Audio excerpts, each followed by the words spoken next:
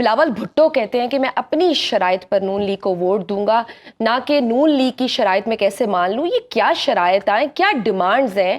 ابھی تک الیبوریٹ نہیں ہو رہا، سامنے نہیں آ رہی. وہ بہت سی کون کس سے کیا مانگ رہا ہے؟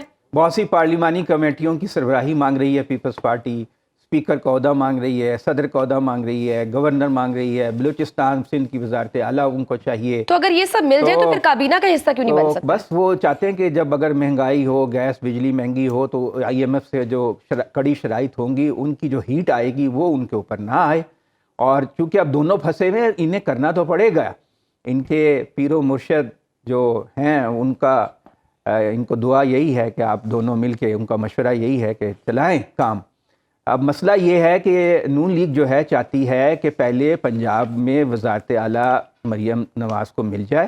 یہاں پہ 22 فروری کو اجلاس کی اطلاعات آ رہی ہیں، ابھی مجھے نہیں معلوم کہ کتنی یہ کنفرم ہے، لیکن اطلاعات یہی ہیں کہ پرسوں شاید اجلاس بلانے کی بات ہو رہی ہے. اگر یہ ہو جاتا ہے، وہ چاہتے ہیں کہ پہلے مریم وزیر اعلیٰ منتخب ہو جائیں تاکہ ایک پوزیشن آف اسٹرینتھ سے پھر وہ بات چیت آگے بڑھائیں پیپلز پارٹی کے ساتھ. تو اگر کوئی ٹیکٹیکل انہوں نے تھوڑی بہت ڈیلے کر رہے ہیں تو اس کی ایک وجہ یہی مجھے سمجھ آتی ہے کہ پہلے وہ چاہتے ہیں کہ مریم وزیر اعلیٰ بن جائیں، اس کے بعد پھر وہ وفاق میں ایک پوزیشن آف اسٹرینتھ سے پیپلز پارٹی سے بات چیت کو آگے بڑھائیں. پیپلز پارٹی جو ہے ڈرامے بازی کر رہی ہے، وہ بالآخر انہوں نے اتحاد کرنا ہی کرنا ہے.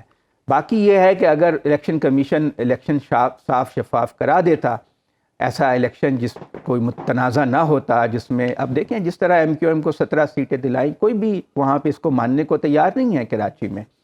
اگر ایک سمپل میجورٹی ایک تحریک انصاف کو صاف لگ رہا ہے کہ عوامی مینڈیٹ حاصل تھا، تو اگر ان کو مل جاتا وہ اپنی وفاق میں حکومت بنا لیتے آسانی کے ساتھ. لیکن بدقسمتی سے الیکشن کمیشن ایسے صاف شفاف الیکشن نہیں کرا سکا جو غیر متنازع ہوں.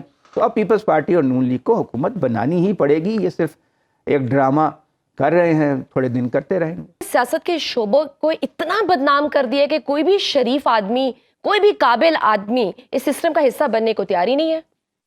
نہیں دیکھیں، یہ تو ہمیشہ ایسا ہوتا ہے. اب جیسے ٹرمپ ہیں امریکہ میں، بہت امیر ہیں اور ان کے کچھ کریڈینشلز بھی اتنے اچھے نہیں، لیکن وہ بہت پاپولر ہیں. انڈیا میں پارلیمنٹ میں ایسے بہت لوگ ہیں جن کا کرمنل ریکارڈز ہوتا ہے. تو یہ تو جمہوریت میں ہوتا ہے.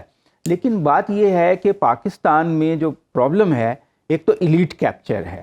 یہاں پہ مڈل کلاس ابھی نئی ہے، اس نے اپنی اتنی اسرٹیو نہیں. پاکستان میں جو اسٹیٹ سٹرکچر ہے، جو حکومتی ڈھانچہ ہے، وہ بہت مضبوط ہے اور سول سوسائٹی بہت کمزور ہے. سیاسی جماعتوں کا بھی صحیح طرح ارتقا نہیں ہو سکا. انٹرونشنز اتنی بار ہوتی ہیں، بالائے آئین انٹرونشنز ہوتی ہیں. اب بھی ہم ایمرجنسی کی باتیں سن رہے ہیں. تو اس میں سارا قصور سیاسی جماعتوں کا یا سیاستدانوں کا نہیں ہے. آپ نے ایک معاشرے میں جمہوریت کو پوری طرح پروان چڑھنا ہی نہیں دیا. اب دیکھیے نا، سلمان اکرم راجہ ایڈوکیٹ ہیں، بہت پڑھے لکھے آدمی ہیں. ان کے ساتھ الیکشن میں جو ہوا، اب وہ در در بھٹکتے پھر رہے ہیں. الیکشن کمیشن کو بتا رہے ہیں کہ فارم 45 کے مطابق تو میں جیت گیا ہوں، مجھے آر او نے بیٹھنے ہی نہیں دیا کاؤنٹنگ کے وقت جب ٹیبولیٹ کرتے ہیں رزلٹ. تو جب آپ ملک میں فری فیئر الیکشن ہی نہیں کرائیں گے تو پھر مڈل کلاس کیسے آگے آ سکتی ہے؟ پہلے تو یہ ہے کہ جو ہمارا حکومتی ڈھانچہ ہے وہ بھی تو اپنی ذمہ داری قبول کرے نا. ساری ذمہ داری سیاستدانوں پہ تو نہیں ڈالی جا سکتی. جو افسران ہیں، اسٹیٹ سٹرکچر ہے، اس کا بھی فیئر الیکشنز کے بغیر تو پاسبل ہی نہیں ہے.